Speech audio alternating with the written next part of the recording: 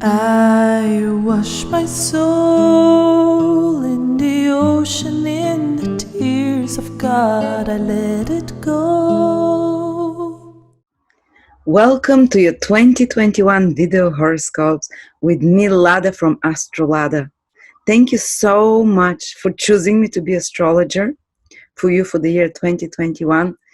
And what can I say? Just a quick summary. I'm delighted to say that 2021 will be way easier than 2020. You remember 2020, if you saw the videos that I created for 2020, I warned everyone this will be one of the toughest year ahead. For 2021, the action is moving from the cardinal signs like Aries, Capricorn, Cancer, and Libra, who had it the hardest, whether it was their ascendant, sun, or moon in 2020. It's moving to the fixed signs, which is Taurus, Leo, Aquarius, and Scorpio. And when I say action, it means they'll have life-changing events. They'll have something that takes them to the next level. But passing from one level to the other is always a bit more difficult. Especially fixed signs, they don't like changes so much. But again, it will be, I promise 2021 will be way easier generally for the world and each one of us. Just a few people will be a little bit more tested. And 2021 is when a new age for humanity starts, generally speaking. This is when Saturn and Jupiter start their new cycle for the first time in almost 800 years in an air sign. I mean, they kickstart this 200-year period. They met in the 80s in an air sign, but the last time they met in Aquarius was 1226, something like that, 800 years ago. So we'll start a brand new life, brand new era for humanity. You can check out my video, which is for free on YouTube, about the year 2021. For the whole world, there is new hope. Aquarius energy is coming in. There is a new hope for humanity, new future. Life will start splitting into society will start splitting into, not in a bad way, but in a way that instead of fighting and not seeing eye to eye, it will separate somehow. There will be people that want to live alternatively and people that want to follow the normal rules. But anyway, let's get back to you because those horoscopes are specific for you. So let me tell you what you need for those horoscopes in order to work for you. You need to find out your sun, moon, and ascendant signs. I want you to check all three of them. If you can't afford to buy all three, just listen to your ascendant sign at least. But you need to know your time of birth to listen to the ascendant sign. And you need to know the degree as well. And if you have time to watch all three videos, the ascendant, sun, and moon, then listen to the specific degrees when I speak about the moon and the sun especially. For the ascendant, pay attention to everything, the houses, whatever. For the sun and moon, especially pay attention if I mention your specific day of birth, if it's the sun, or the degree of the moon as well. The houses can also be relevant. Who will be affected most? Everyone feels affected by the ascendant sign, but you need to be very correct with your time of birth. Like if your mom told you between 2 and 3 o'clock, no, it's like you need 2:34. For example, PM. And within 2-3 minutes at least to have your correct time, or 5 at most. So listen to your ascendant sign and the degree, start with it. Then listen to your sun sign. And of course, with the sun sign, you just know which day you're born, but you can check the degree as well. Listen to your moon sign. If you're born during the day, which means before the sunset, while the sun was above the horizon, the sun sign is very important for you because the sun becomes your ruling light. If you're born at night, like I am, when the sun has set, you have to find out what day the sun set on the day you were born and rose, so when you know your time of birth, whether it was day or night. So if you're born at night, the moon, it will be very important for you because the moon becomes your queen, the light. So but I would advise, listen to three of those: ascendant, sun, and moon. If you're a woman, the moon sign is usually very important. If you're a man, the sun sign is usually very important. If you're a woman in a competitive career or who has her own business or who is very much into her career, the sun sign becomes very important because the sun sign is our goals, is our masculine side, taking decisions. Let me tell you what the difference, the subtle differences between listening to your ascendant, sun, and moon is. With the ascendant, it is the physical body and your fated events. They're kind of pre-recorded for you.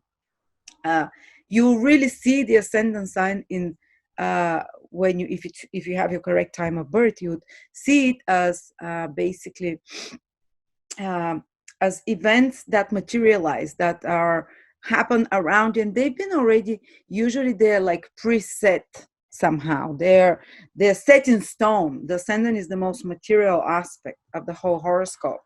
It's kind of like our path, our destiny, whatever you want to say, the destiny of the soul. It's a little bit, we still have free will to some extent, but the ascendant is one of the most set ones. So you'd see very material manifestations with the ascendant sign. With the moon sign, the moon is the soul and the feelings. So a lot of women, because women are more connected with their feelings, tend to actually resonate a lot with their moon sign. And they're like, yes, those things for the ascendant sign are happening, but what really, where my whole heart is and where my whole attention has been and where my whole excitement has been and my focus or pain or sadness, whatever, has been as per the moon sign prediction. So do check it out. While the sun sign is, and the moon sign is, again, the moon is connected to the past, so it's a little bit more karmic. It's something that has been maybe programmed for the soul before our birth, type of thing. While the sun sign is the spirit, where we have the most free will. And with the sun sign, people often resonate when they listen to their sun sign. They say, wow, it's so correct. Especially people, the more self-sufficient and independent you are, the more and how do I say, the more it's the sun is where we have the free will power. And this is where we can influence the sun sign prediction, the events, the most.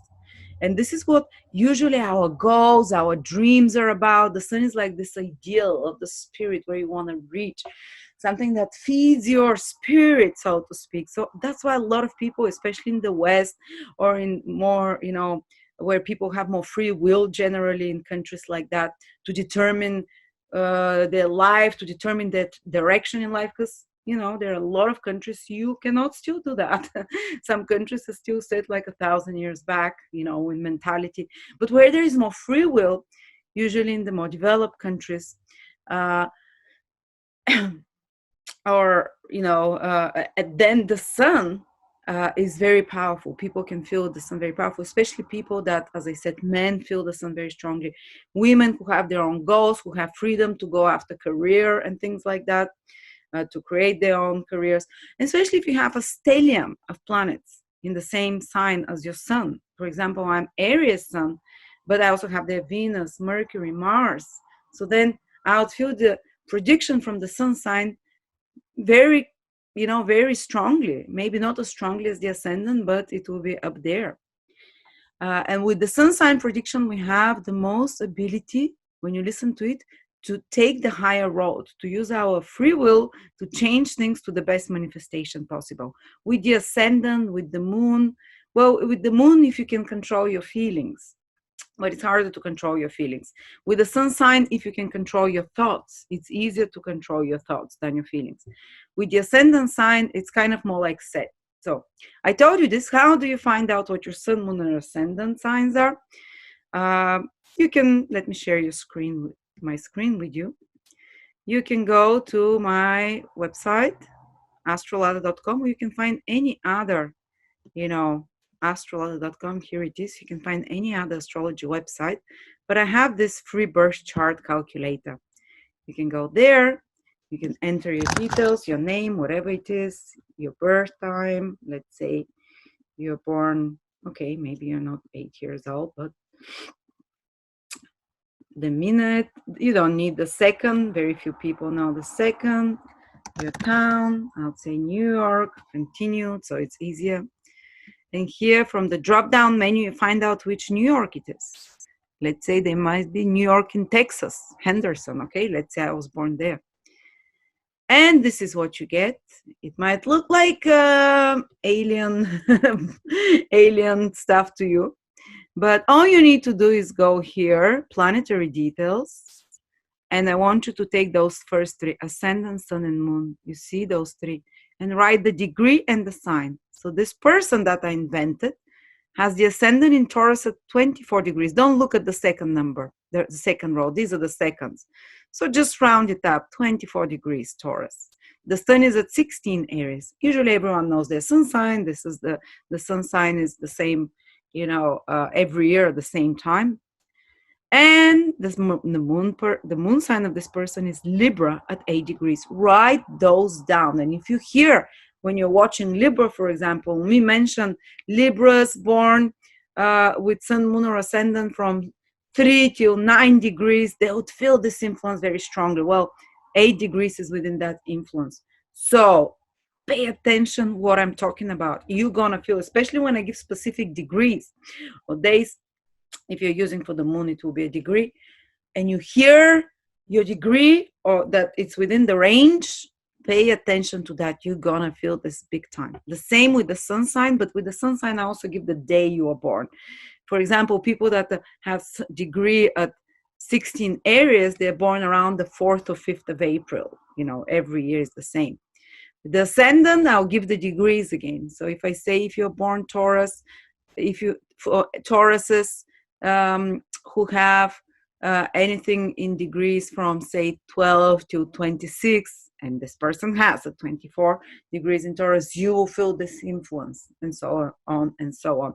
If you don't hear your degree, just listen. Start with the ascendant sign. The whole prediction for the ascendant sign will, the houses. Then go through the sun sign if you're born during the day, the moon sign second, or second if you're born at night, especially if you're a woman, and end with one of the three and listen to the three of them and see which one you resonate the most with.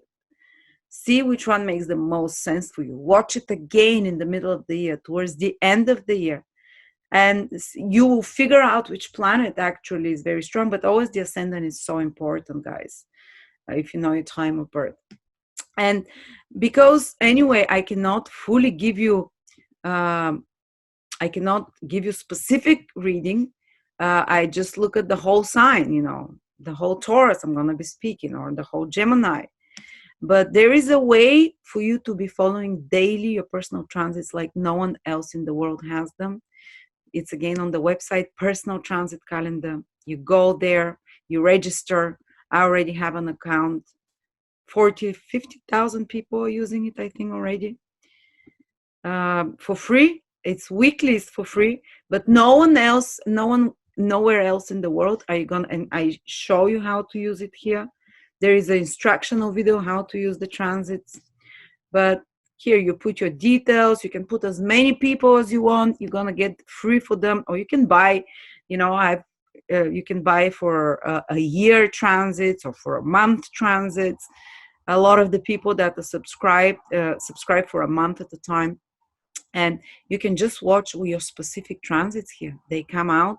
No one else in the world will have the same transits as you on the same time, unless you have a twin born at the same place at the same time at the same minute as you. Otherwise, those transits will always be different. And you can go through each day of the year and see which transits you have. And you click and you read, and that will, you don't need my videos. But in those videos, what I strive to do, because a person has so many transits throughout the year. Look at that. This is just for 1 month. So many transits. How do you make sense of them? In those yearly videos, this is what I help you do, especially if you watch them for your ascendant. To a lesser degree, sun and moon, but they're still relevant. And I give you the bigger, fuller picture, instead of like separate, you have like, for example, look how many transits I'm currently having this day today. And, so, which one, but I give you like a summary of it, like wrap it up. All right. There you go. I think we're ready. If you have written your sun, moon, or ascendant, let's dive in. But before that, just a little quick prayer for God and to bless the year 2021 and to protect anyone. So, dear Father, Mother, Creators, dear Jesus, dear Mary, Buddha, Allah, whoever whoever has their higher power from whatever place they're praying in the world, turn towards your higher power, to the angels, to the exalted beings that are taking care of humanity, that are selflessly helping us every day, our guardian angels, our departed beloved ones. Thank you so much for protecting us, for keeping us sane during the year 2020, for raising our consciousness collectively during that year. And I ask you for this new age that starts from the year 2021, from this brave new world. Let it be tilted towards the positive. Let the balance go towards the positive. Let more and more souls wake up to the divine love, to brotherhood, to peace. We're entering the age of Aquarius full speed from the beginning of 2021. May God, your desire and your plan for the world be fulfilled through each one of us. May brotherhood, love, equality, fraternity come, compassion between each other rather than separation. And let everyone who is watching this video find out the most important information for them, reach their heart, reach their soul. Let them connect with the information that is most relevant for them, and let them be prepared and help them through the path, and help me be a good channel and a good channeler of your wisdom, of your knowledge, so I can connect the people with the right inspiration. Amen. All right, let's start.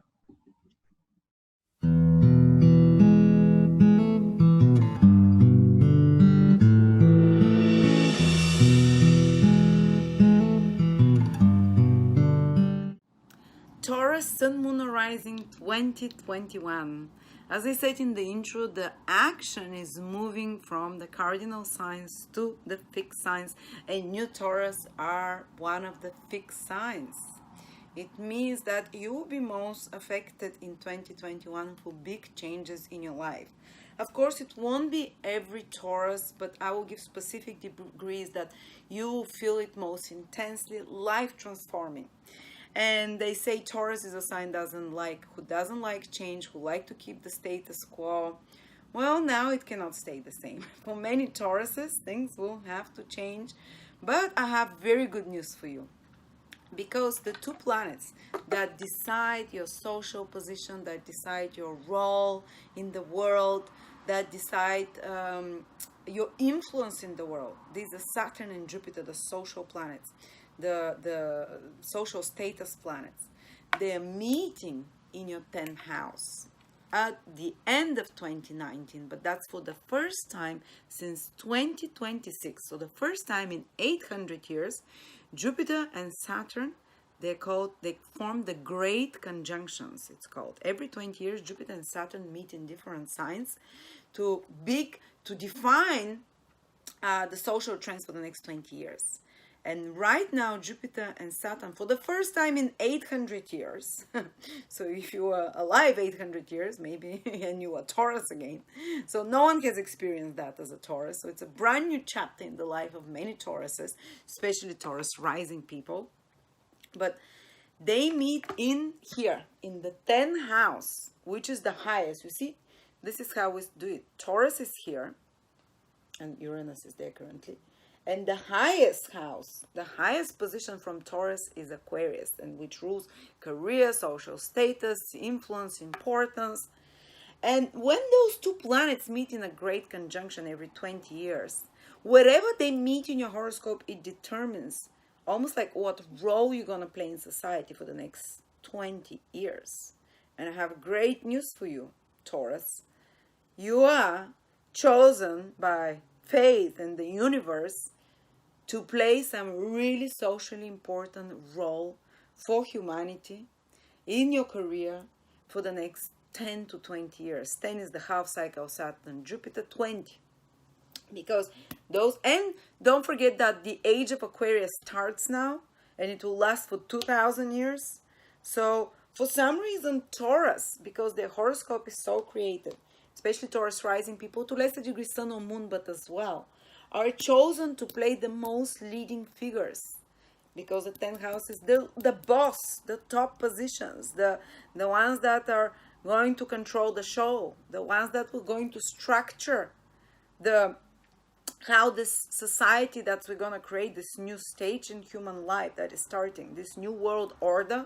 I'm not talking the ones that politicians are talking about, because they want very Orwellian ones, the very controlled one. It's not going to be like that, because Aquarius is about freedom. But Taurus is you, whether you're young or old, you're going to play some very important public role there, guys. And I'm not saying, oh, 2021, all of you will become bosses, influencers, high in social positions. It's not. It takes 20 years, especially the first 10 are very intense, to unfold this potential.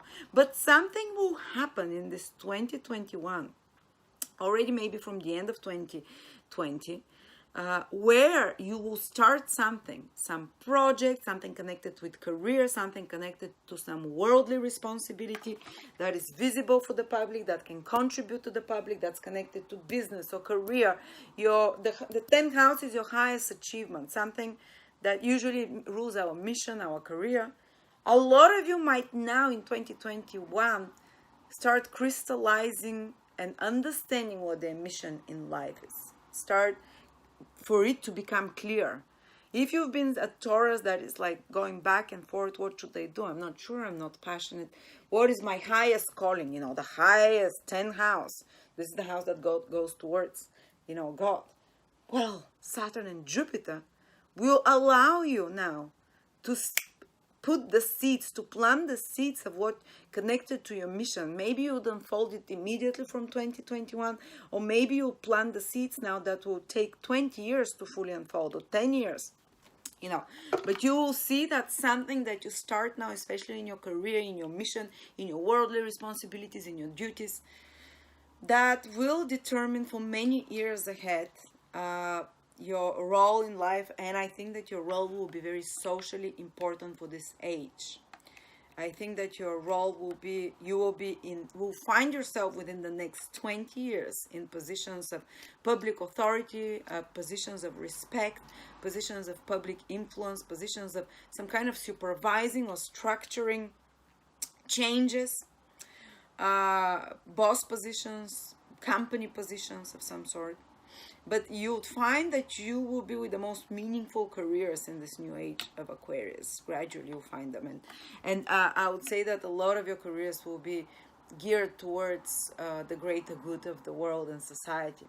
So speaking though, let me see on a more personal scale, Saturn and Jupiter, especially in 2021, the ancient Vedic astrology says that when Saturn and Jupiter together in a sign, they fulfill that sign. They make it happen. Well, for you, for the past in 2020, Saturn and Jupiter were together as well in your 9th house. So maybe some spiritual crisis sometimes happens, but they fulfill this 9th house. So some of you took some education, some of you did something connected to foreign countries, to higher knowledge, to learning, to expanding your wisdom about the world. This is the 9th house. But now when Saturn and Jupiter enter in the 10th house, you're gonna fulfill the promise of your 10th house, which is career, which is achievements, which is putting the structures and foundations, or the structures and the efforts, because Saturn requires efforts to reach heights, to reach public heights of service, public heights of whatever it is, because the 10th house is career, life, mission. And it's one of the most important houses after the ascendant sign, which is your health. Of course, first health is most important in your body and your path in life. And then your mission is life. Nothing makes you as happy as centered as having found your mission in life, as working in the right career that feels meaningful for you, that you're naturally aligned to. And then everything, once this comes, because it brings you such peace and such higher vibration, it creates all other kind of alignments in your life, like finding the right partner and everything. So now the universe in 2021 will give you this rare opportunity to manifest, to find out, to start on the first steps in regards to your career, to start some important project, And even if it feels insignificant at the beginning, and you're like, I've never been interested in that, or you're offered a new job, or something happens with your job, you have to quit it, and you have to find out a new one. Anything connected to your career, pay really great attention about it, Taurus rising people. Not so much Taurus moon people, not so much Taurus sun as well. Taurus moon and Taurus sun, as Taurus ascendant, Taurus sun in particular.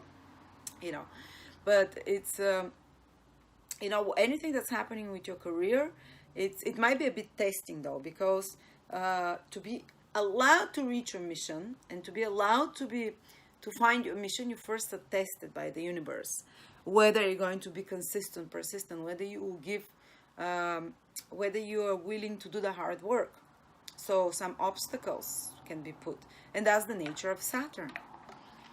Saturn, let me show you how they're both gonna play, because I just had Saturn and Jupiter transiting my 10th house I'm still having it because I'm recording this in 2020. I'm from my sun sign, and I have first-hand experience this year. So definitely there'll be a lot of focus on career, on worldly achievements. But how can it play? Saturn is the stronger planet there. So Saturn's power will be more intense. Well, because it's in its own sign. But Saturn in its own sign tends to give very long-lasting and positive results long-term. But it's demanding and testing. So let me prepare you. What does it mean? Jupiter brings opportunities when it's in the 10th house for career or inner knowing, intuition. It's like opportunity, material opportunities that appear as well. Inspiration in regards to your career and worldly responsibilities and mission in life.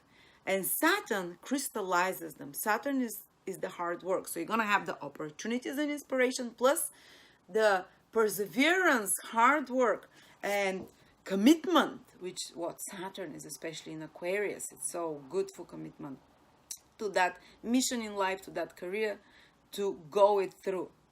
If you're someone who is not used to hard work or to commitment, that can feel challenging. It can feel like you're being given too many responsibilities, too many duties for the next 2 years, because Saturn will stay there for 2 years, 2021, 2022. You might feel there's too much pressure from authority figures. You might find yourself in a situation where some very demanding boss, sometimes even, I don't think it will be a mean boss, Saturn in Aquarius, that's not too mean, but someone that, like the universe sends you some authority figure, that will put pressure on you because they want to bring out the best of you in regards to what you can achieve in the world. But you can feel frustrated at times, you can feel resentful at times. Be prepared, it's a possibility. If you're not in the right career, Saturn is depicted also like the death with the scythe. It comes and chops off the dead wood. So you will feel very disgruntled or dissatisfied over the next 1-2 years. If you're not in the right career, it's because Saturn really makes you think deeply about your priorities. It becomes just unbearable being in. It makes it so hard if you're not in the right career, and when you're not in the right career, you're not fully committed, and it becomes because responsibilities increase when Saturn transits the 10th house of career.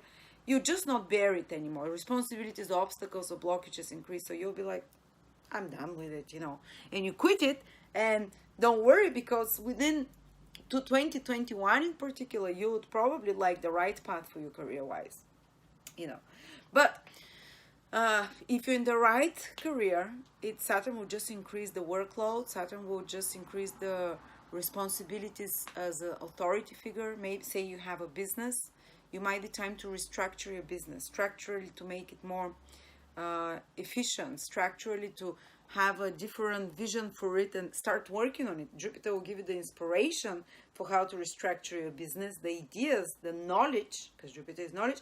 Saturn will be the actual practical steps of restructuring that. It is hard work, That's what has been happening for me for the last 2 years when Saturn was in my 10th house.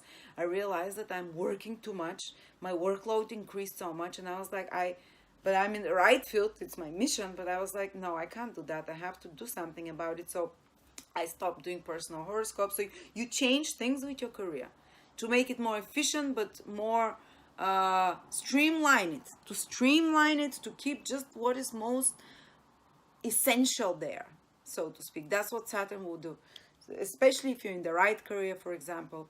So Saturn will streamline it, make it more professional, more organized. So I stopped doing personal horoscope. I said, it's too messy, my website, I have to do a new one. And I've been working on it for 2 years.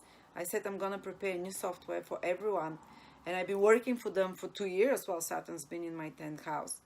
And I've been, it's when Saturn and Jupiter enter into my 11th house, it will come out, because the 11th house is the rewards of the results of your efforts. So you're going to be doing the hard efforts in your career in 2021 and 2022.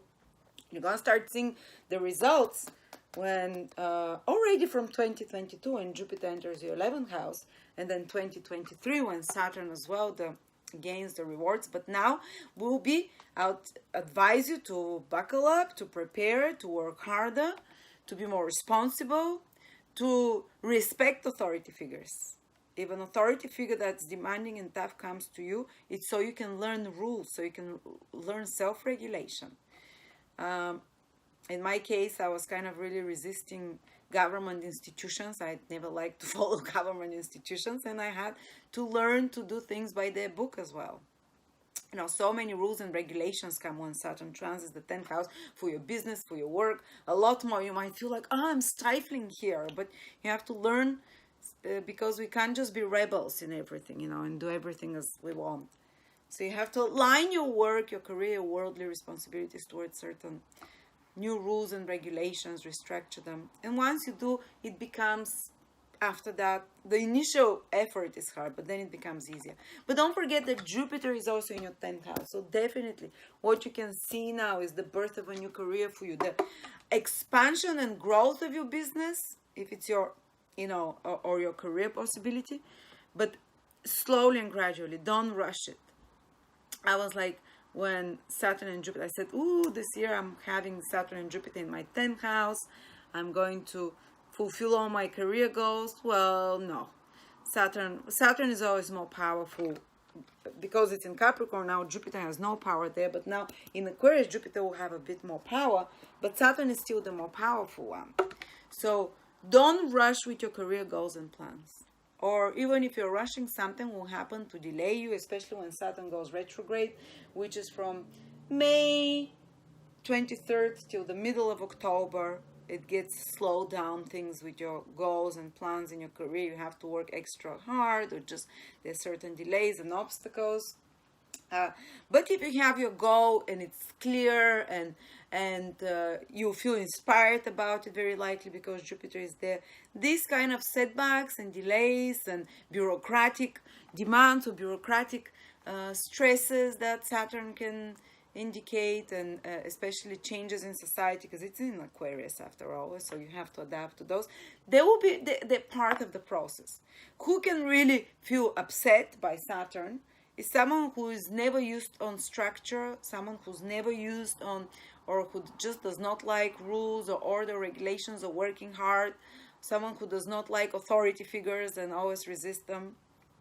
That's what can create tension. But I think as a Taurus, you're kind of good with those things, A lot of Tauruses, they know how to do those things. Taurus is an earth sign. Saturn is an earthy planet.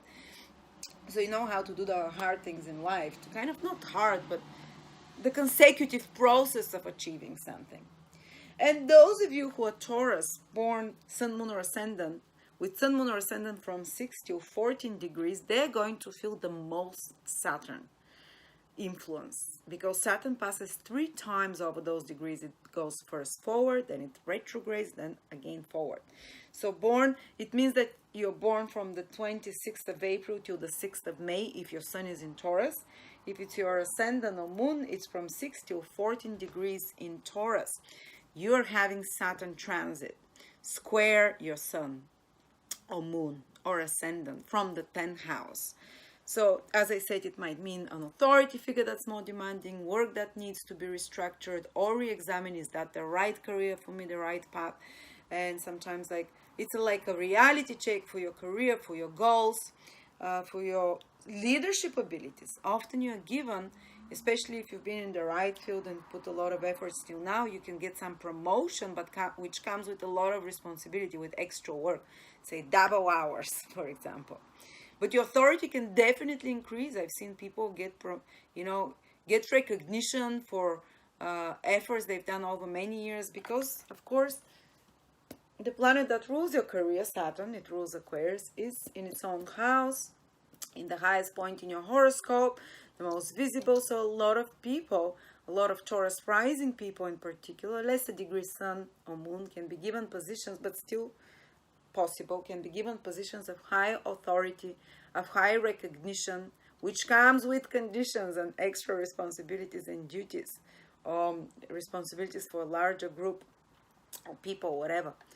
And they will probably feel very demanding for 2 years till Saturn moves out of your 10th house. But of course that, Jupiter will allow you to expand there. And if it's not an outer authority figure that pushes you to improve yourself, it might be your own inner authority. I don't have a boss, for example.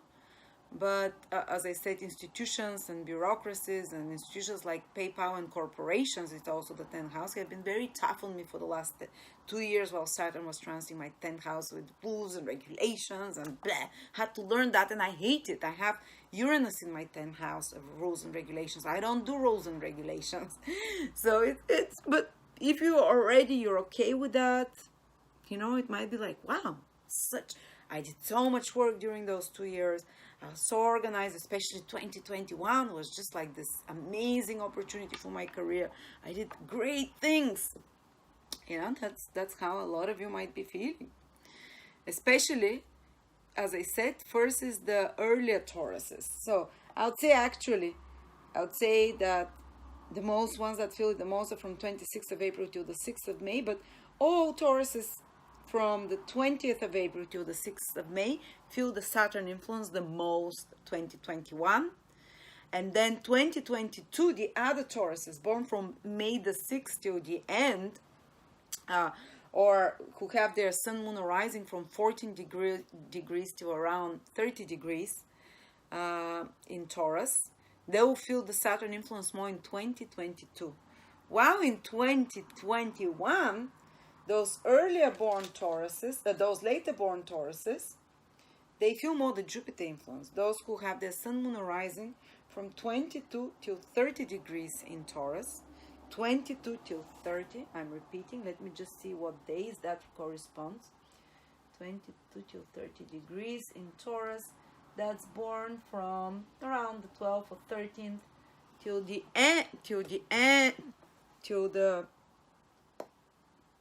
21st of May. So from around the 13th to around the 21st of May, so the second part Tauruses, they feel much more the Jupiter influence in their career this year, because Jupiter passes over those degrees 3 times. So they can feel like their business is growing faster, their opportunities are coming more, they can feel more enthusiastic. While the earlier Taurus, as I mentioned to you, with the Saturn square to their Sun or Ascendant, it's a bit slowed down with more testing, with more structural, reorganizational. There might be like a period of rethinking, should I do this career or no, what is wrong. Saturn likes to fix things that don't work well, so you'll be a lot aware of things that are not working well in your career, how to fix it, how to improve it, maybe increase responsibilities.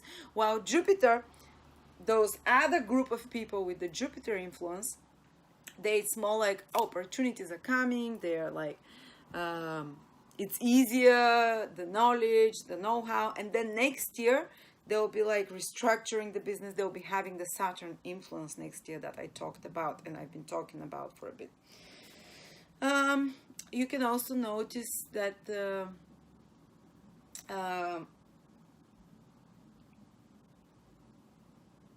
things delay a little bit when it comes to your career when both Saturn and Jupiter retrograde in your 10th house, which is from May till the middle of October approximately. Saturn first becomes retrograde in May, then Jupiter in June, and they both stay retrograde till the middle of October. So that period will be a period of fixing mistakes, re-examining, redoing something, maybe delays a little bit with career projects and worldly responsibilities, reassessment, the more testing part. but the more hard efforts are required then, and then you start seeing the results when they start moving forward, and things start moving forward from October again in those areas of your life. Problems with authority figures, with career projects, with bosses. And of course, when Saturn is in the 10th house and Jupiter, if you're your own boss, your own inner authority becomes very, you might be recognized more, or achieve some peak in your career, but also you become tougher on yourself if you don't have a boss. And even if you have Saturn transiting the 10th house, you first of all become more ambitious. You'll notice it, Taurus. You'll definitely become more ambitious with bigger goals and plans, and approach it in a practical way. But you also will become very, very demanding towards yourself in regards to career, in regards to what you achieve, in regards to your highest potential. The 10th house is not just work and career and mission, it's your highest potential. What is the highest, best thing that you can give? You'll become very demanding on that, which is great. Some of you might just, just this inner authority, go, or fix that problem. You are strong enough to do it. You can hear of that. But first it might start with you kind of your inner authority being like flogging you, like, that's not right, you can do it better. And then, because it will take 2 years, this whole process, your self-talk can come from self-putting down, your inner authority from putting you down and saying, no, it's not right, it's better, because if you work through whatever you have to fix, because your internal voice will be so incessant of your inner authority, of your inner boss inside, that you can't just escape, you can't just hide in a hole. You're gonna have to do those things to achieve your highest potential. And when you follow it towards the end of this period in 2022, or towards the end of 2021, for those Taurus, as I mentioned, 6 to 14 degrees, Taurus, that they would feel like, like those movies where the like, for example, the teacher is very tough on someone, and they first hate the teacher, and then they make their efforts, and then they win the contest or whatever, and the teacher is like so proud of them then, and they have, so your inner authority will be telling you, wow, you did it, you're amazing, so you have those episodes. What else? Let's see. But I want to warn a few, Uranus is squaring Saturn and Jupiter, guys. So that will be fun, especially for those that are born. Uranus will square Saturn 3 times. So you have to be a bit more cautious as Tauruses. Let me just check those dates here. It will square it in January. Oh, my list's up. Oh, here it is. Uranus squares Saturn in February, the middle of February 17th, at 7 degrees. So people, Taurus is born at 26, 27, and 28th of April, have to be a bit more cautious then. Sudden changes, clashes with authority figures, something new comes suddenly into their life, Uranus, that clashes with the old structures in their life. Because you see, Uranus is in your sign, guys. You really want change. Like, it's so unusual for Taurus to want change, but something's been happening for you since Uranus entered Taurus, and it will be there another 4 years, I think, or 5, and 4 years. So something has been happening that all Tauruses, whether they want it or not, they will pass through change. But a lot of Tauruses are very ready, and especially the Tauruses that are born in 2021.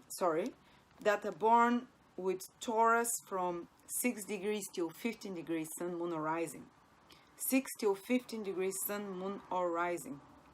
Especially from 10 till 15 degrees, they'll have Uranus transit through those degrees. Actually, Uranus transits from the 6 till the 15 degree in Taurus in 2021, but it only passes once over 6 till 10 degrees. So the most pivotal and important part, the Tauruses that will have the biggest changes in their life, like never before, like life transforming, once in a lifetime changes. Uranus will pass over your sun, moon, or ascendant once in 84 years. It means it will never repeat again. So if you're born from sun, moon, or ascendant from 10 to 15 degrees, okay, I can include the 6 degrees, but the 6 to 15, but the 6 degree people from 6 to 10, they've been having those changes from 2020 already, because Uranus has been there. The new batch of Uranus people, Tauruses, will be 10 to 15 degrees Uranus, where it goes retrograde. They have to be the most cautious, or I would say even most, it will be a bit more challenging for them, because Uranus transits them brand new beginnings. 10 to 15 degrees, it means you're born when it's 10 to 15 degrees Taurus, from the 1st of May till the 6th of May, something like that, maybe a day before, day after 1st of May till the 16th till the 6th of May, something like that. Or if your ascendant is 10 to 15 degrees, okay, let's add 6 to 15 degrees Taurus. Especially be careful around February, when Saturn squares Uranus at 7 degrees, which means people born 26, 27, 28th of April. Saturn square Uranus again June, the middle of June, June 14th, at 13 degrees Taurus, which means if you have sun, moon, or ascendant from around 10, 11, 12, 13, 14, 15, you can feel it. Or if you're born on a day 2nd, 3rd, 4th, 5th of May, that can be demanding more testing time for you of big changes. And the last time Saturn squares Uranus is December, almost the whole December. It's at 11 degrees, so people born the 1st, 2nd, 3rd of May. So I would include everyone from around the 26th of April to around the 5th of May, Taurus born, or basically from 7 degrees or 6 degrees in Taurus to around 15 degrees in Taurus, that they are having the most challenging time in the year 2021. But I don't want to scare you, because I always scare myself when oh my God, I was looking at 2020 last year and I saw my horoscope, Pluto square my sun, Saturn square my sun and Venus, Mars conjunct. It's like, I was like, I'm gonna be dying. No, I didn't die. I did the biggest, most important thing in my life. I stopped drinking. I've been trying to for 22 years and I haven't been able. I mean, I was a social drinker, but still. And it's like the thing that you are most scared of when big planets come with difficult aspects, Uranus, Saturn, like in combination, you do your biggest feats. So I don't want to scare you. There will be big changes. Prepare for that. And especially, you would want that change because Uranus is in your sign. If you're born those days, Uranus is in Taurus. So you're ready for a brand new beginning. And it can kind of affect your social status because Uranus squares Saturn from there. You might want to start on a new path. You might want to say, if it's your ascendant sign, you might change your physical appearance a lot or your social personality. You can change your outlook. You can suddenly, become a hippie or something very unusual for you. I remember when Uranus transited my sign, I cut my hair short and dyed it pink, but I was 18 then. When it transited my sun sign 6 years ago, I quit. I woke up one morning, left my husband, went to within 2 days to the other end of the world, met my new husband, married him within 6 months, got pregnant within 1 month of marrying him, and all within a Uranus transit. Uranus transit lasts for a year and a half, and then got pregnant again on a Uranus transit. So Uranus transits flip your life around. And if you're like, oh, I feel so comfortable in my skin, like I like how my life is like now. But if you're born that period that I told you, from April 26th to May the 5th, 6th, you probably resist the change, but it's not gonna. You'd probably want the change the other way around because Uranus is in your sign, and there might be resistance to you from authority figures or others,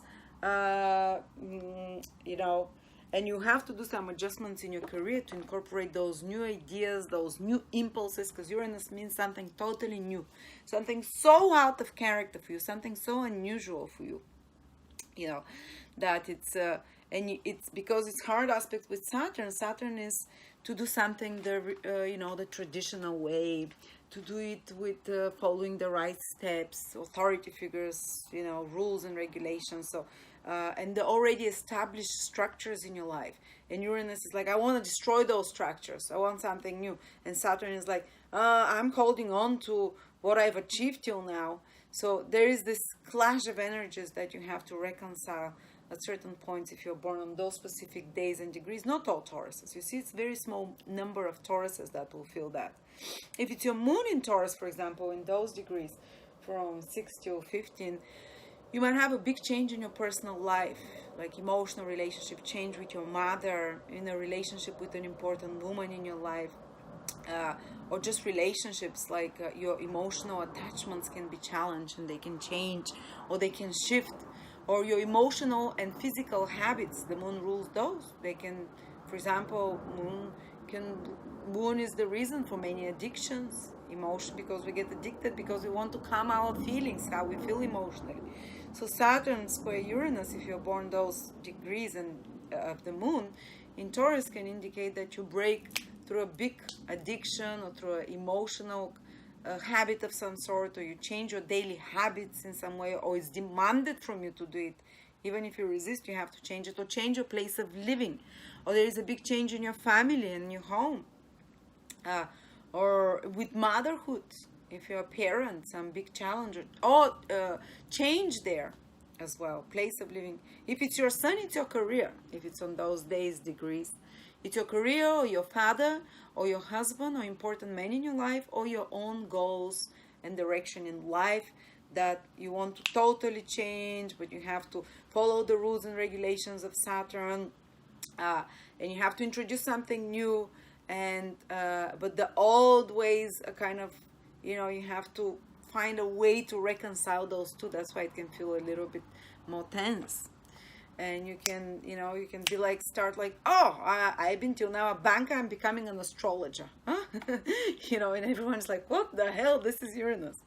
If it's your ascendant sign, it's your physical appearance, your whole life, direction in life. It can also affect your relationship, like you break up a relationship or you start a totally new relationship. Because if it's your ascendant sign in Taurus from 6 to 15 degrees in Taurus, then the axis of relationship and marriage is also activated, because you're changing so much if Uranus is transiting your ascendant, that if your relationship doesn't adjust quickly, or your partner, you might be a brand new person by the end of that year, a very different person that you realize like, I want freedom. Uranus is, I want freedom, I want new experiences, I want something that's truthful. Uranus is truthful, authentic, that's aligned to me.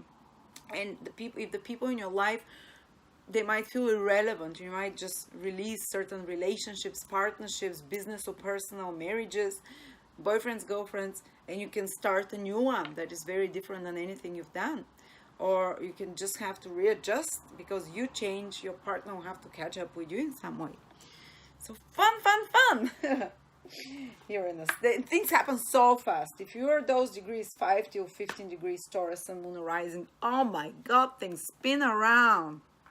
It's like your health can suddenly change. I'm not saying it's bad, it can be like suddenly you just want to work out more. Uranus is more nervous energy. I would advise you, if you're those degrees and you're having Uranus transits, take more magnesium, because Uranus just makes you more like like electrifying the energy. You can feel like tense and hectic, and because the body is raising its vibration when Uranus activates it, because it wants you to experience and to go for new things. And while you're in the same normal vibration, you're never going to push yourself to go for new things, totally new things, to go and rebel against the current status quo in your life.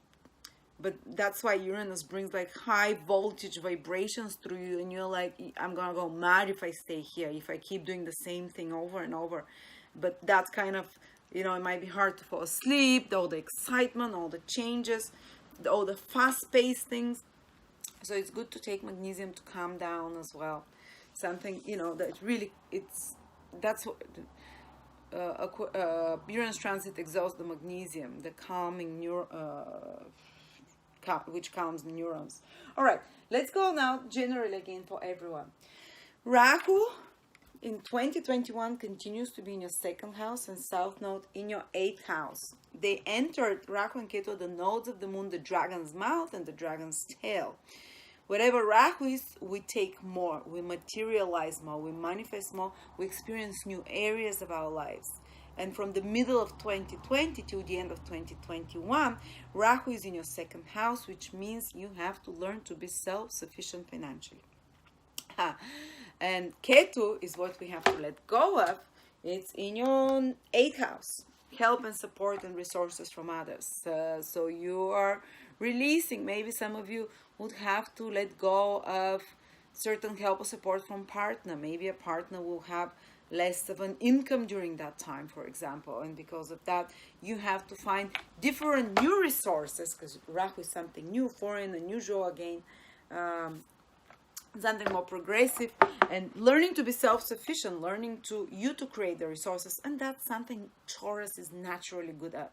You know, Taurus is the most very resourceful sign because it is Taurus. Taurus understands about material stability, and the second house is Gemini, and the Gemini is the cleverest sign. So you're very clever and resourceful how to create financial stability, and you're gonna try some new ways.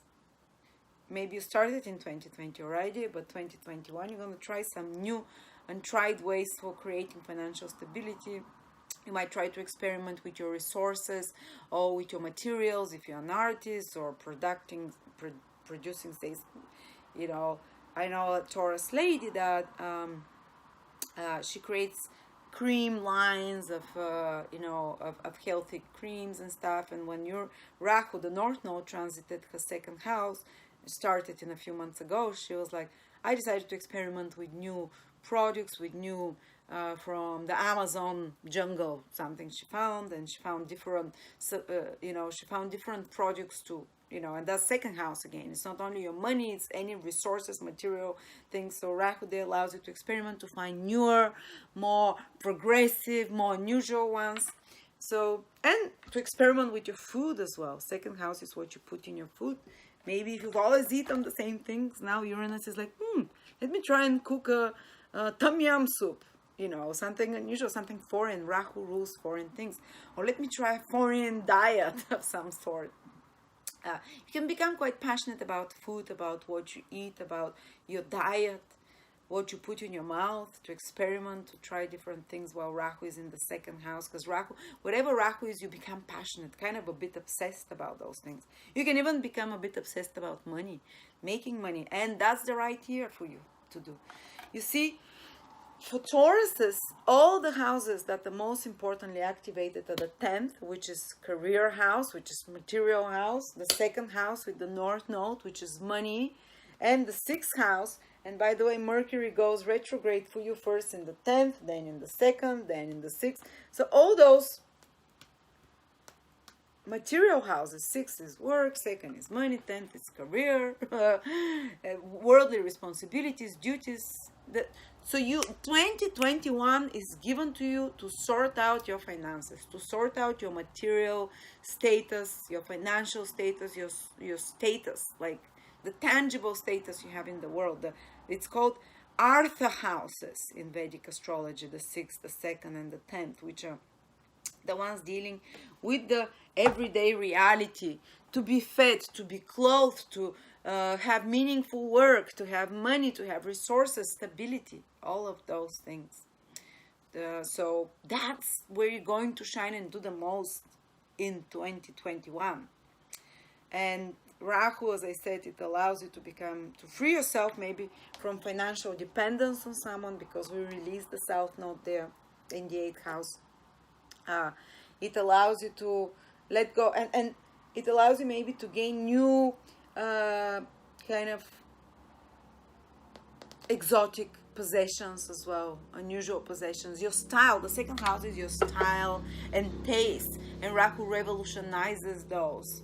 Rahu makes them more quirky, more unusual, makes them more experimental and progressive. You can find yourself being attracted to clothes that are very different, because second house is your taste, to materials that are very different, to foods and tastes, or what you value is the second house. And Rahu there, you can make you value foreign, unusual, new things. You know, you're rediscovering your five senses. You're recreating them in a new way, which is what Rahu wants. You can become a bit voracious. I have to warn you, that can be a negative side, because Rahu is the dragon's head that doesn't have body, so it's kind of always hungry. It's like, and the second house is the mouth, what we eat. You can feel a bit voracious, that you're like, you want to take a bit greedy about material things, what you want to possess, what the beautiful things you want. A bit materialistic. Rahu is materialistic. The second house is materialistic. Taurus naturally is materialistic. So you'll be like, ooh, I want all those glamorous, or those, you know, all those good stuff, the good things in life. But maybe because Western astrology says, wherever Rahu is, you're going to develop them also.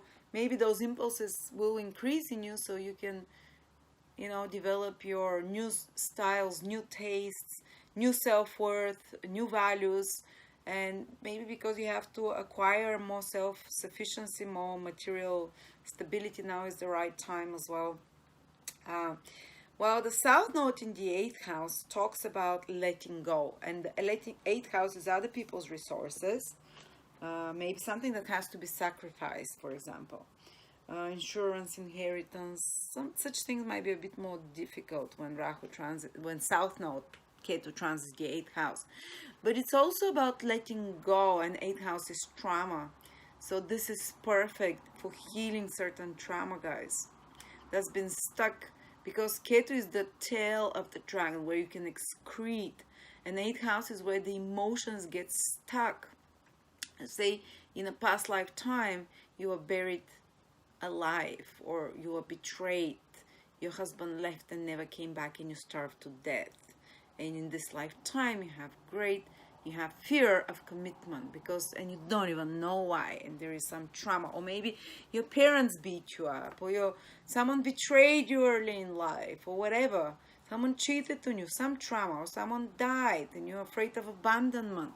These are the traumas that get locked in our emotional body, and sometimes we're not even aware of that, but it's things that we fear, that we're kind of in a semi-unhappy state because of them. Well, Ketu there can allow you to release them, let go of. And it's very spiritual influence, Ketu in the 8th house. Even though, as I said, this materialistic impulse is growing, something almost in an invisible level, it allows you to release past attachments, emotional past attachments especially, because 8th house is the obsession, connection to another, so it can release you by focusing more on the present moment. Rahu in the 2nd house, on the, you know, the taste, the smells, the simple enjoyments of life, simple physical enjoyments. And this kind of creates an alchemical process and allows you to release pent-up sexual trauma, emotional, psychological trauma of Ketu in the 8th house. Ketu is great researcher, that's another thing. So something to do something privately buried. So for some of you, it can be a fantastic time to research the occult, the spirituality, the 8th house, you know, life after death. That's what the South Node in the 8th house is fantastic for.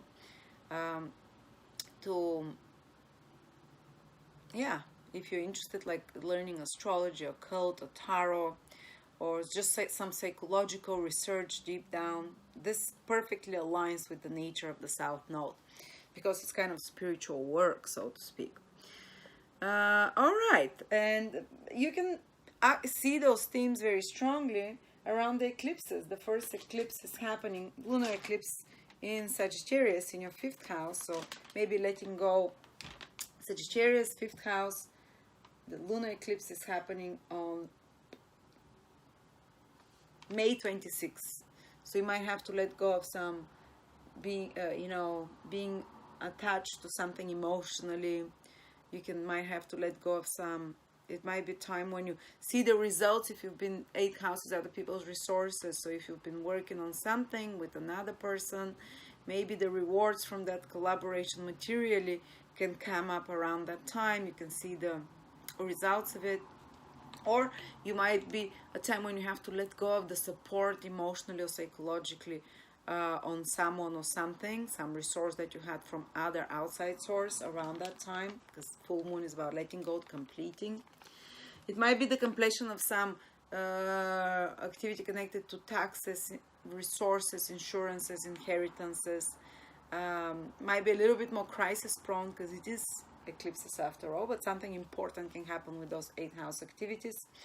Then you have a solar eclipse on June the 9th, June 10th, so around June, maybe a month before, 2-3 months after.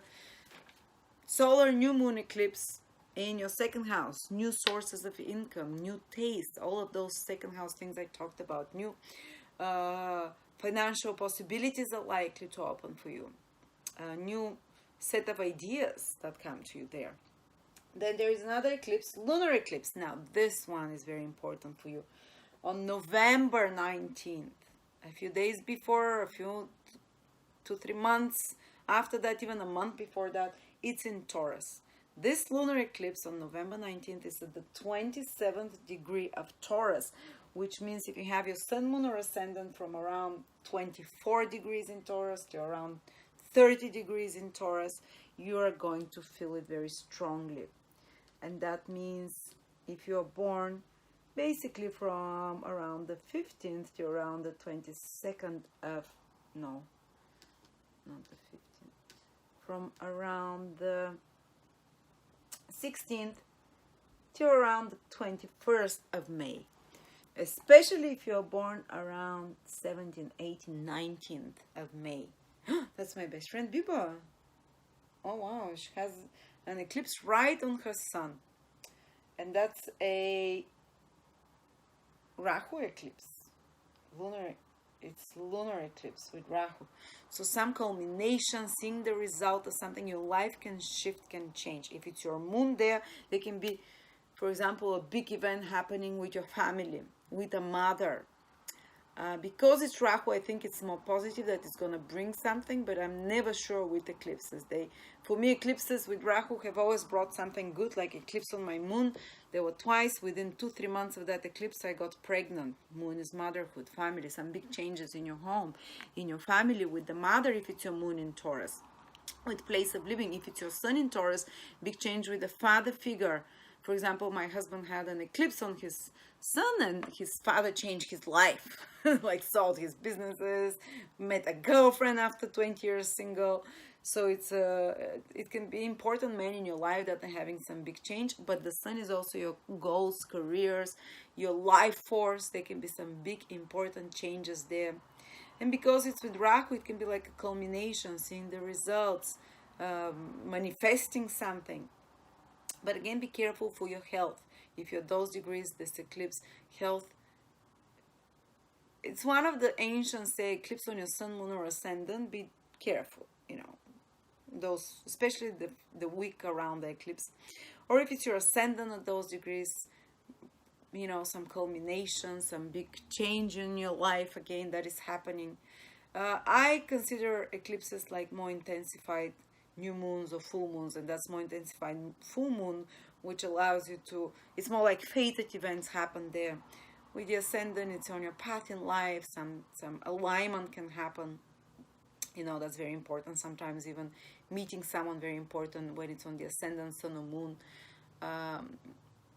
or taking a relationship to a next stage as well. So if you're around those 27 degree in Taurus, you can feel this in November, big breakthrough. And then there is a solar new moon eclipse in your 8th house again in December the 4th.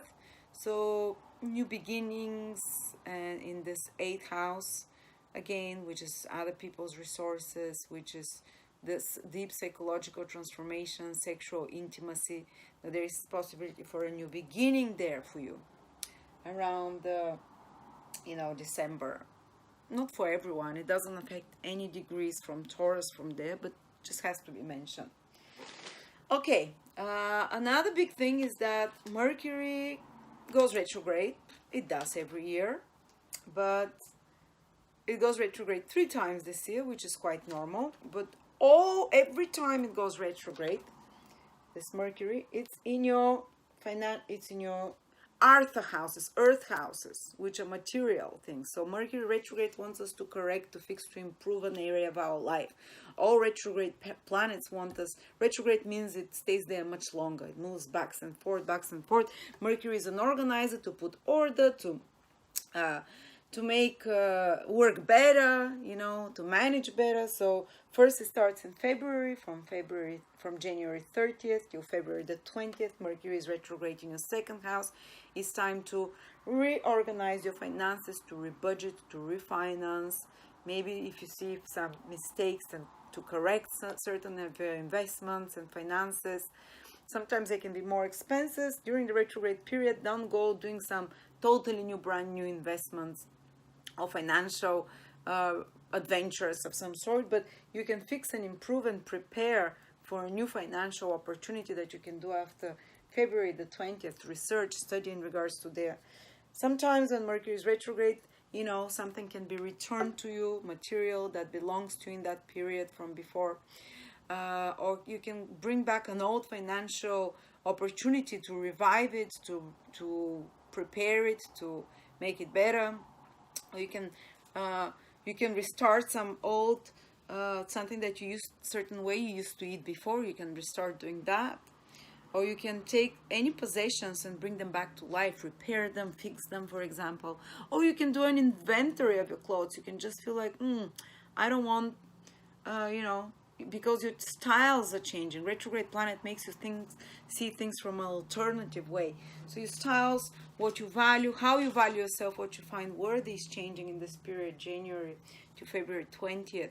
And you can just basically decide to throw out certain possessions or give them away, or to bring old back clothes and reuse them, or to just like reorganize your environment with your possessions, to throw out, to create, to declutter.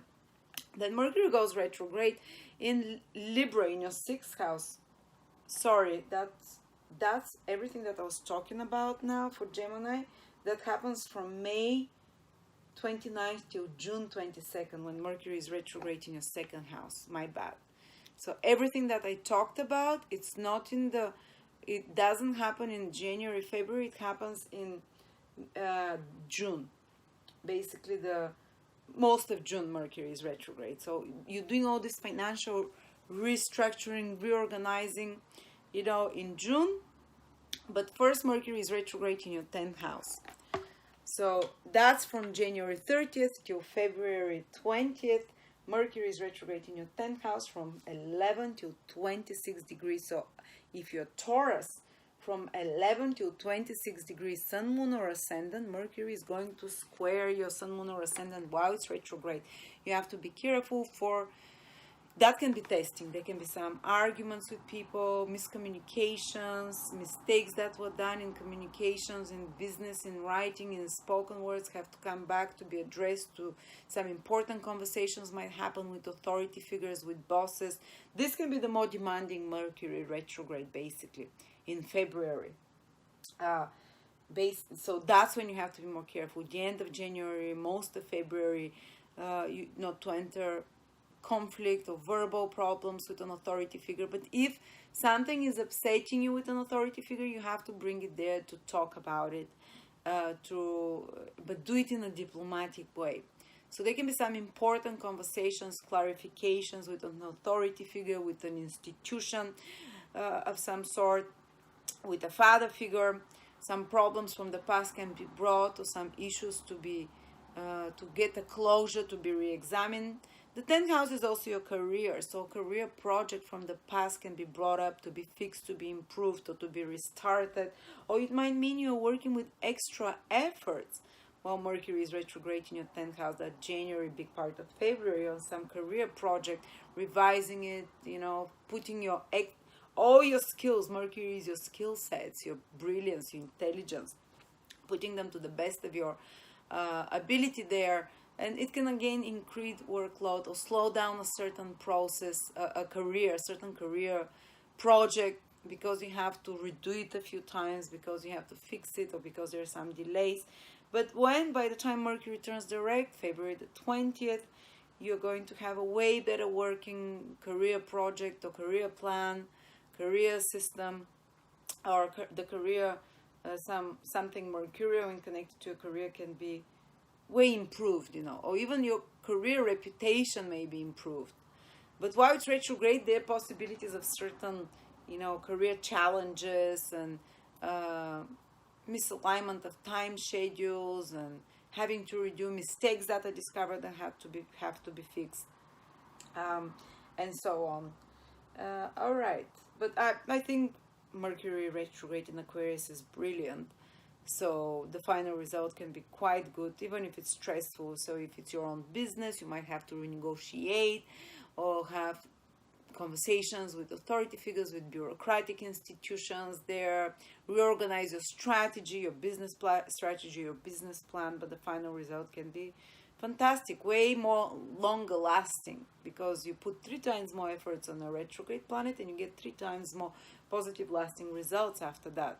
You see it from a different perspective. Some of you might have like an old career project come back to them, or old career opportunity come back to them, or restart something in their career, or have to change something in their career, like say maybe new software or new organization there, new rules there, and you have to adapt. Mercury retrograde asks you to adapt to such new changes in your career. And then comes the money thing we talked about, which are in June, the June Mercury retrograde in your 2nd house. And then comes the Mercury retrograde in your 6th house, which is also connected to work. And it's happening in from basically most of October till the 18th of October, from September 27th till October 18th. You might feel it a couple of weeks before even September 27th. And it's happening in your 6th house. So reorganizing again. 6th house is order, organization, putting cleanliness around you, paying more attention to your health, fixing mistakes you might have been doing with your health. For example, have you been eating correctly? Have you been exercising correctly? You might want to revise your exercise plan, your nutrition plan, or just if you have none, you're gonna start thinking deeper. Maybe I should do something about it. Sometimes it can bring back some old health problems to the surface. Restore them. So it wants to bring you attention in the 6th house. Take better care of your health. These health problems are caused by your lifestyle. 6th house health problems are lifestyle health problem, or mental, how you think, how you feel, how you live physically. There are other health problems that are karmic. They cannot be avoided. They're not 6th house issues. This is the dues you pay the 6th house for how you're thinking, feeling, and living physically. It comes back. So it makes you question when Mercury goes retrograde.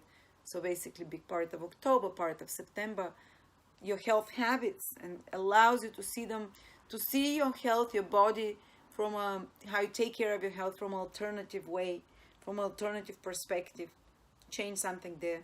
6th house is also your office, work environment, so things can be changing there. Again, very similar to the 10th house. It might be like there are new employees there, or that there is some old project you have to revise and redo and fix it a few times, go over and over, or preparing something behind the scenes in regards to your work process, so in regards to your career. Or it might mean that you're having some explanatory conversations with workmates, teammates, or if 6th house is the house of conflict in ancient astrology, so old conflicts and things that enemies, we call them enemies, that you might want to address certain issues with those enemies around September, October, to have closure, to see it from a different perspective, to bring things from the past, enemies and competitors type of thing. Or it might mean that you're in your work environment, you're trying to shift something, some changes, maybe to make it more efficient, or maybe to, usually even workload can increase a little bit because you have to do extra things to fix things. And at the end of this process, you can have a way better job, for example, way better product at the job, way better relationships with colleagues after initial crisis and the need to re-examine it of some sort. 6th house is your debts as well, so some of you might decide to re-examine their debt, to refinance the debt, for example, or to do something different about that for Mercury, to put order, to put to manage that better. And 6th house is health, diet. I think we mentioned everything. Okay, let's see what else. All the planets, the Neptune, Uranus, and Saturn. Now I'm gonna start giving you specific degrees. And oh yeah, sorry. Let me start with Venus. With Mars. Mars will be in your sign from January the 7th till March the 5th. And that's Taurus. That's the sign Taurus. So January the 7th till March the 5th, you feel much more activated for action, guys. You'd feel more, let's say you might be more explosive as well. That's another way to say. Yes, Mars can bring motivation, but it can make you also more irritable. Mars rules your 7th house, so others might be challenging you in some way, and you can more easily respond to them. It's not constantly all the time. It's maybe for a week at certain period at that time. You have to check your personal transit calendar to see when exactly Mars is transiting your Sun, Moon, or Ascendant while it's in Taurus. Usually it's a very activating time to initiate something, to fix some problem, to go-getting, you know. And then Venus will be in your sign, guys, from April the 15th till May the 10th. That will be quite auspicious time for Tauruses, and especially because Venus also becomes visible from April 21st, because it's invisible from February the 2nd, and Venus is your planet. So when your planet becomes invisible from February the 2nd till April 21st, you can feel a little bit like overshadowed, but don't worry, because it's born again. It's reborn around the April 21st at around 8 till. It's reborn again from 8 till 10 degrees of Taurus. So anyone born on the 26th, 28th, 29th, and 30th of April, it can be extremely auspicious time for them around the end of April. 28th, 29th, 30th of April, or if you have ascendant or moon at 8 degrees Taurus, Venus is born on those degrees. Something Venusian will come to you, like an opportunity, like more abundance of some sort, for more opportunity for luxuries, for pleasures, for something very enjoyable. Venus brings such things. But Venus is in Taurus, in your sign, from April 15th till May 10th. So that will be quite auspicious time for Tauruses. If you're planning dating, if you're planning getting married, I would advise you to do it, especially when Venus becomes visible after April 21st. If you're planning something big to launch, that you want it to be financially successful, again, after April 21st till May the 10th, when Venus is in your sign. If you're planning something pleasant, enjoyable, or businesses of any sort, I think that will be one of the nicer times to do it. All right, and we talked about Uranus when it's affecting you, 6 till 15 degrees, transiting Taurus. That's the most important influence. If you're born from 6 degrees in Taurus till 15 degrees in Taurus, the whole year, Uranus and Saturn, you feel the most. Especially Uranus is most powerful for you, and Uranus, we said, is big life changes. Suddenly, new, unexpected, you shock people, you want authenticity, you don't care about what society thinks about you anymore, or what is correct, socially correct. You're like, screw it, I want the truth. I want to live free. This doesn't feel free. So it might be a marriage, it might be a career, it might be a life path that you suddenly discontinue and start something totally new. Though Neptune and Pluto are helping some of you, different batch of Tauruses. Those Tauruses born with Sun, Moon, or Ascendant from 18 degrees to 23 degrees in Taurus. Basically, if your Sun is in Taurus, you're born from the 9th to around the 14th of May, you're going to have Neptune sextile, your Sun, Moon, or Ascendant, from 18 to 23 degrees in Taurus. This is fantastic. Sextile is very gentle aspect, and it's from the 11th house. You can make some friendships that are more spiritual now, with kind of unconditional love friendships that are very helpful, almost like angelic guardianship there, like gentle musical or artistic friends can come into your life. But generally Neptunian influence, but in a good way. So if you're a musician, if you're an artist, if you're someone in spiritual careers, like, you know, what is that called, like spirit guides, mediums, or anything that talks about unconditional love and divine presence, and any spiritual, or, you know, psychics, clairvoyants, if you're on any spirit, on Neptune is using the imagination. You might be a computer game programmer, that you have to use imagination, musician, writer. These are Neptunian areas. Or if your career is connected to Neptune rules pharmacy, healing, doctors as well. Well, this will be very supportive for any of those fields and careers.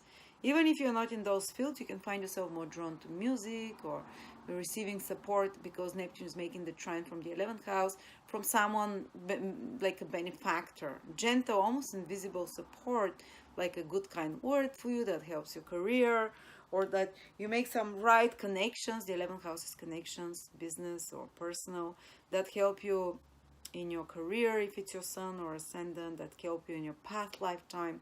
You make like the right connection.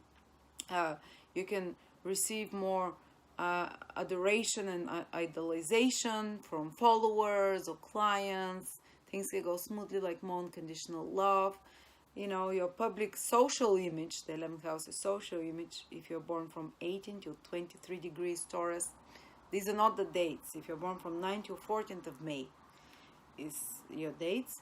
You're gonna feel this Neptunian support. You feel more spiritual. You can feel like divine support, some kind aligning with you. You can feel more sensitive as well, and compassionate, but in a good way. And in inspiration comes creative inspiration. You can benefit from going to the seaside, Neptune, from going to retreat centers, from spas, to organizing anything to do with retreat, or even going on a long-term, far-away country somewhere. Things will go well, because Neptune is far away, distance traveling. It's gentle, it's supportive. You know, you can feel this pleasant energy of Neptune. Before next year, 2022, you're gonna get Uranus. If you're born 18 degrees till 23, then it's like Neptune is preparing you spiritually and giving you this respite and giving you the green light to take it easy, and even, you know, go with the flow a little bit before Uranus brings the huge changes in your life, this new rebirth. And then Pluto is making positive aspects as well. So you see, you're very supported. Pluto is trining anyone born from 24 degrees till 27 degrees in Taurus. It's a small batch of people, but that means if you're born with your sun from 24 till 27 degrees, moon or ascendant from 24 till 27 degrees in Taurus, which means your sun, if it's there, you're born from around the 14th to around the 18th of May. Pluto is making a trine to your sun, moon or ascendant, extremely stabilizing and good aspect. You can be more interested in secrets, in mysteries, in past lifetimes, life between lives, in psychological self-work, and it's gonna go smoothly. You can do some amazing psychological deep work on yourself now if you're born those degrees, which is releasing, which is healing. It's not gonna be challenging. You know, sometimes going to, if it was hard Pluto transit, you go and you cry and you have like, it destroys you psychologically. And then you are reborn. But it happens perfectly. Like, you go to a workshop and it releases your trauma the right way without activating you negatively. You go to a consultation and you find a perfect psychologist, or a perfect past life regressionist, or you know, if it's your sun, for example, from 24 to 27 degrees and Taurus, your career can be extremely strengthened. You find willpower to fulfill some goal or dreams of yours. You can meet some important man with power, or even sexual relationships, because Pluto has sexual undertones. That goes well, very charismatic powerful man, even maybe scorpionic energy there, or sexual experience that is kind of intense and a bit on the darker side, exploratory but binding and not disruptive. Exploring that darker side. If it's your moon, it's also a relationship or a powerful woman you can meet, or some powerful positive change in your home. If you become a parent, it's positive transformation. You feel empowered with your parenthood responsibilities, or your mom can be going through a positive transformation as well in an easy way, or your home and place of living can be going through a positive transformation as well. Your relationship with mom can be re-examined and stabilized and transformed as well. If it's your ascendant, those degrees 24 to 27, your overall life, your health is strength, and your path in life, you get more willpower. Pluto has a lot of willpower, more depth, more ambition and drive to do it, but it flows so easy with you. You can achieve things that you never felt possible to achieve before without the stress, without having to. You can dig deep to very deeply buried resources you are not aware you had, whether it's your sun, moon, or ascendant. When Pluto trines it, you find resources you didn't know you had available. You surprise yourself as to what you can achieve with your willpower, with your focus. You can become like a laser focus onto something. You become more sexual and passionate as well. So you have to see where house your sun or moon are, to see exactly where you can. For example, you might be ascendant in Scorpio and your moon is in Taurus at 25 degrees and Pluto trines it. So then it's gonna have a great influence of deepening your relationships, some great transformation for your partner, some new relationship that is intense and sexually bonding and healing, for example, or very powerful business connection, or clients, strengthening and deepening the connection with clients.